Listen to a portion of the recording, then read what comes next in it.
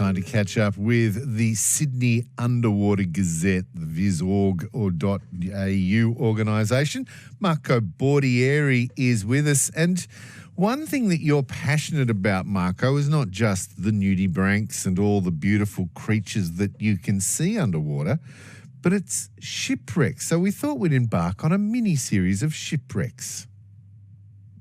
Good morning, Simon. Yeah, that was a great idea of yours and looking forward. So when we look, we guess the episode 1, the magic of shipwrecks, why do you say the magic?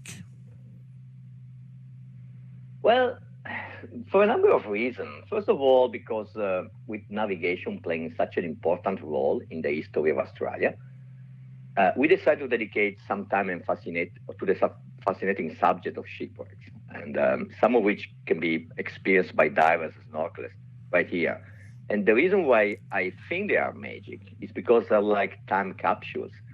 They are tangible memories of the era they lived and the day they sank.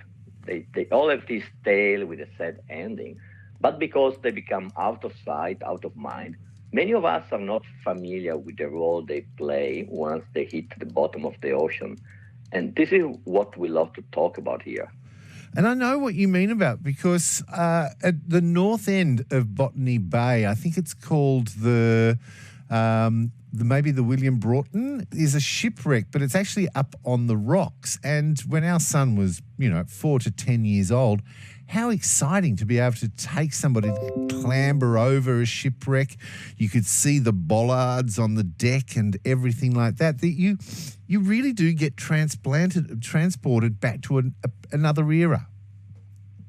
Absolutely, and especially the ones that are constantly underwater, they are well preserved. The ones that are, near the surface, they get hit by the waves, so usually they don't last long. But when there is a sinking of a ship, they start a brand new purpose. They are not carrying any more humans and goods across the globe, but they start blending with the marine ecosystem.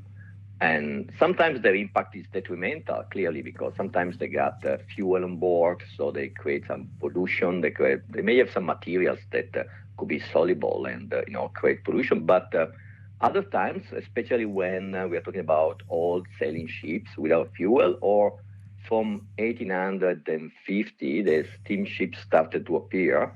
All they carry as a fuel was coal, and right now you can see the coal sitting there, so it's not soluble, so it's not polluting. And in that case, they don't pollute. They become an excellent shelter for sea life and oasis in the middle of otherwise sandy seafloor.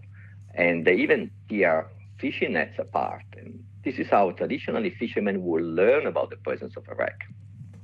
Just been told it's the Minmi at Cape Banks that my son used to clamber over above the water. But what's it like diving in a shipwreck? Well, for myself, I think that visiting a shipwreck is one of the most fulfilling underwater experiences. I would say 50% is what you see and 50% is what you imagine. For the imagination side of things, I like to experience the dive before the dive by reading as much as I can about the history of the ship, where it was built. That for the old ship, most of the times is Greenock in Scotland, what was used for, but most of all memorizing the events of the day of the sinking. Wow. And then I dive underwater. I find myself in front of the wreck. I just sit and contemplate, and I imagine the ship struggling to stay afloat and finally falling to the bottom of the ocean, people screaming on the surface, somebody else trapped inside. Sometimes you can still see the anchor that was dropped in the distance in a desperate attempt to stop the ship from hitting the coast during a gale. And this is quite common around the heads because navigating in and out of the harbor, you have to think, during the time of the sailing ships, the wind could be blowing in different direction, could be, unpredictable. And navigating through the heads with an old technology sailing ship could be difficult. So many times the wind has been pushing those ships against the heads in the harbor. And we will talk about the biggest disaster in Sydney, the Dunbar, which claimed the life of 121 people with only one survivor in 1857. And what happened to that survivor later, many years later, is a cruel twist of fate, but they'll have to wait to find out about that. Exactly. That's part of the next episode. But it is amazing how the imagination just swims along beside you in that whole underwater journey. Yeah, so that's the beauty of, knowing the history of a shipwreck and all the events. And also you can visualize, if you're doing a bit of research, looking at the old pictures of drawings, you can visualize the original appearance and observe the selective process of corrosion by the salt water and by the sea life itself over the centuries, taking and leaving different materials. And this is also a subject we'll be talking about in the next weeks. Oh, look, we'll look at the tragedies of the sea, the World War II wrecks in the Pacific, and some of the local wrecks you can explore here in Sydney. If we are going out today, Marco, what's the visibility like and where are the best places? Well, it's pretty good. Visibility is average, I have to say. The condition of the swell is pretty good because they're like 0.81 meters swell from east. So I would say if you go to northern beaches, don't expect a lot. Current visibility is about 5 meters.